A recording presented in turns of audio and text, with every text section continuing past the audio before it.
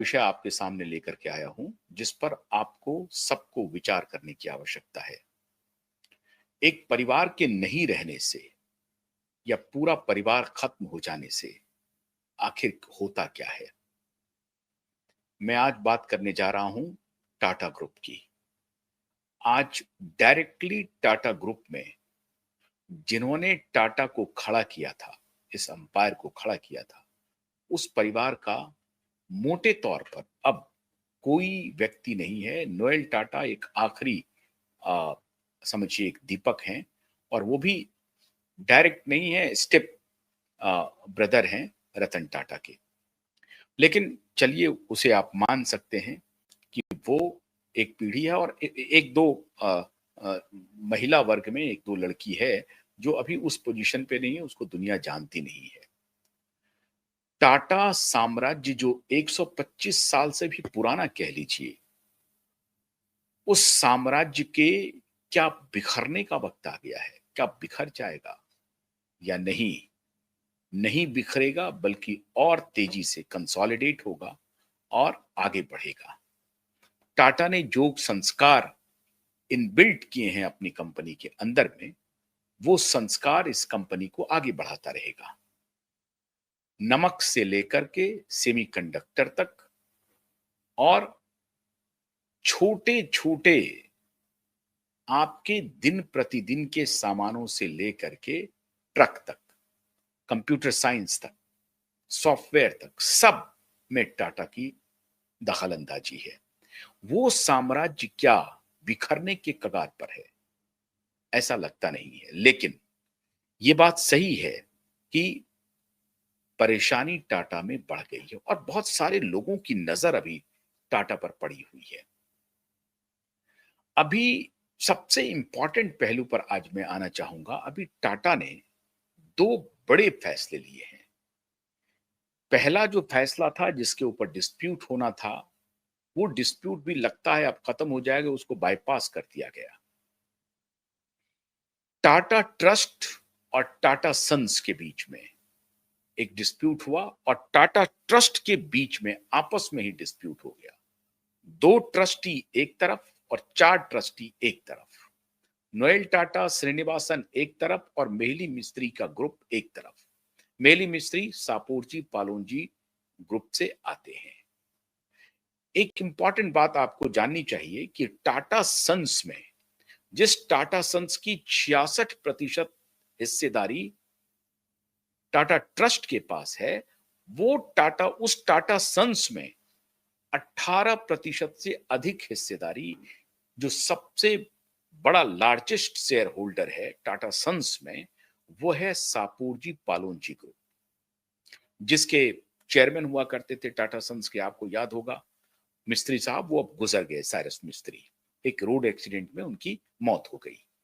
उसके बाद उनके परिवार के बहुत सारे लोग टाटा सन्स के बोर्ड पे हैं और उनका काम चल रहा है। टाटा ट्रस्ट में भी उनके मेंबर हैं जो मेहली मिस्त्री हैं, उसी परिवार से रिश्ता रखते हैं। तो मेहली मिस्त्री और उनके जो बाकी लोग हैं, खंबाता हैं या और लोग जो हैं, अजय सिंह हैं, विजय सिंह हैं, जो भी हैं, ये जो चार लोगों का ग्रुप है, वो कुछ और चाहता है, और जो बाकी दो लोग हैं वो कुछ और चाहता है। उनकी पहली चाहत क्या थी? किस मुद्दे पर डिस्प्यूट बढ़ा, जहां से ये लगने लगा कि टाटा का साम्राज्य का बिखर जाएगा। मुद्दा ये था कि टाटा कैपिटल के बारे में 30 सितंबर की डेडलाइन थी आरबीआई की तरफ से। रिजर्व बैंक ऑफ इंडिया ने कहा कि टाटा कैपिटल एक प्राइवेट एंटिटी के रूप में, एक प्राइवेट नॉन बैंकिंग कंपनी के रूप में काम कर रही है। Non banking financial company, NBFC उसको कहते हैं। एनबीएफसी के रूप में काम कर रही है। अब इस एनबीएफसी को, चूंकि इनका ये लेयर जो है वो अपर लेयर में चला गया है, इसलिए इनको अब रजिस्टर करना पड़ेगा, इनकी लिस्टिंग करानी पड़ेगी स्टॉक एक्सचेंज में। बगैर उसके ऑपरेशन ये संभव नहीं है। और ये जरूरी भी था, क्योंकि एक वर्ग चाहता है कि टाटा सन्स को अगर फाइनेंस की दिक्कत हो रही है, और उसके जो सबसे बड़े लार्जेस्ट स्टॉक होल्डर हैं, वो, उनको कहना है उनको कुछ फंड की जरूरत है। उनको अगर फंड की जरूरत है तो वो पब्लिक में ले जाना चाहते हैं अपने टाटा कैपिटल को, वहां से फंड रेज करना चाहते हैं। लेकिन जो दूसरे ट्रस्टी हैं, जो नोएल टाटा हैं, जो टाटा फैमिली से रिश्ता रखते हैं, उनका कहना था कि नहीं, Tata financial corporation, Tata financial company जो है, नॉन बैंकिंग कंपनी जो है, उसको प्राइवेट ही रहना है, हम पब्लिक नहीं जाएँगे, हम लिस्टिंग नहीं कराएँगे।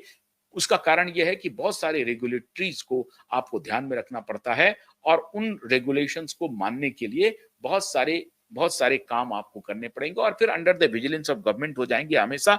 उसको वो बायपास करना चाहते थे या जो भी नियत रही होगी उनकी, लेकिन वो चाहते थे कि हम लिस्टिंग में नहीं जाएँ। आप देखिए टाटा की पुरानी नीति रही है। एक एग्जाम्पल मैं देता हूं, आईएसआई मार्का को लेकर के एक बड़ी कहावत है कि जब नेहरू जी ने टाटा को आईएसआई मार्का दे रहे थे कि भाई ये सरकार का मार्का होगा, आप अपने प्रोडक्ट पर इंस्टॉल कीजिए, तो उस वक्त जेआरडी टाटा ने उस मार्का का विरोध किया था।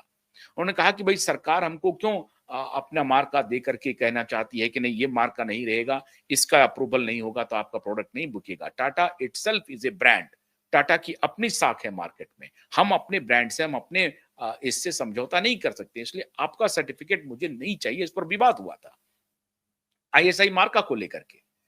अब आपका स्वरूप बदला हुआ है। एक ग्रुप कहता है कि नहीं, टाटा कैपिटल को लिस्टिंग की कोई आवश्यकता नहीं है, लेकिन एक ग्रुप कहता है कि हमें अगर फाइनेंस पब्लिक से उठाना है तो हमको लिस्टिंग में जाना ही पड़ेगा। अब ये कहानी शुरू हुई तो ये कुछ उसी प्रकार का है जिस प्रकार से जेआरडी टाटा ने आईएसआई मार्के को लेकर के बात कही थी कि हमको सरकार की तरफ से कोई बंदिश नहीं चाहिए, सरकार हमें कोई सर्टिफिकेट नहीं दे, चाहे वो हम नमक बनाने का काम करेंगे तो आईएसआई मार्का हम नहीं लगाएंगे। टाटा नमक अपने आप में क्रेडिबल नमक है। उसी प्रकार से टाटा कैपिटल जो है, टाटा कैपिटल कंपनी जो है, वो भी अपने आप में क्रेडिबल ऑर्गेनाइजेशन है। उसे सरकार के विजिलेंस की आवश्यकता है नहीं, सरकार के सर्टिफिकेट की आवश्यकता नहीं है। बात वही रही कि टाटा अपने साख को आगे बढ़ा रही थी। अब टाटा के अंदर की कोई अगर गड़बड़ियां हो नहीं हो, ये मुझे नहीं मालूम, लेकिन लोग कहते हैं जनरली कि बिजनेसमैन अपनी चालाकियों, अपनी गड़बड़ियों को बचाने के लिए सरकारी नियंत्रण से खुद को अलग रखना चाहते हैं। ये एक विचार तो है, एक स्थापित विचार है, किसी भी बिजनेस के मामले में ऐसा होता है। लेकिन अभी जो दोनों में ट्रस्टियों के बीच में जो मतभेद हुआ, वो इसी मुद्दे को लेकर के हुआ। अब वो मतभेद पहुंच गया सरकार के पास, इस पर हम बाद में आएंगे। लेकिन एक डेवलपमेंट क्या हुआ? डेवलपमेंट हो गया कि 30 सितंबर तक उनको लिस्टिंग करनी थी और आरबीआई को जानकारी में जाना था कि भाई टाटा कैपिटल ने अपने आप को स्टॉक एक्सचेंज में लिस्ट किया या नहीं किया। डेट बीत गया। आज से 3-4 दिन पहले, 5-6 दिन पहले मित्रों, टाटा कैपिटल ने खुद को लिस्ट कर लिया नेशनल स्टॉक एक्सचेंज में और इसका भव्य कार्यक्रम आयोजित हुआ। उस कार्यक्रम में स्वयं टाटा सन्स के चेयरमैन एन चंद्रशेखरन भी मौजूद थे और टाटा कैपिटल के तमाम लोग उस कार्यक्रम में मौजूद थे और ये काफी भव्य कार्यक्रम रहा और इसमें नेशनल स्टॉक एक्सचेंज के चेयरमैन खुद मौजूद थे वहां पर, चौहान साहब, और फिर बाकी जो टाटा कैपिटल के सारे डिग्नेटरीज वहां पर मौजूद थे। लिस्टिंग हो गई, इसी मुद्दे पर विवाद था।